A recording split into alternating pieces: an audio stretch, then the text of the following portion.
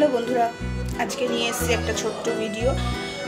সকালের জলখাবারের একটা হালকা টিফিন, সেটা হচ্ছে চিড়ের পোলাও। প্রথমে গোটা গরম মশলার ফোড়ন দিলাম, তারপরে তেজপাতা, তারপরে এরপরে কুচিয়ে রাখা আলু,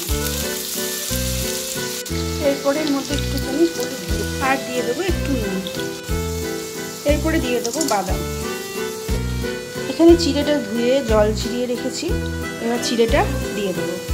এরপর এর মধ্যে স্বাদ মতন চিনি দিয়ে দেবো, এর মধ্যে একটু গরম মশলা,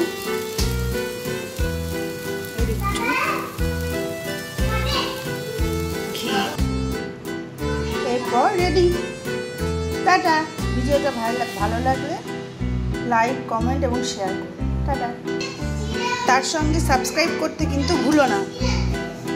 আবার দেখা হবে নেক্সট ভিডিও।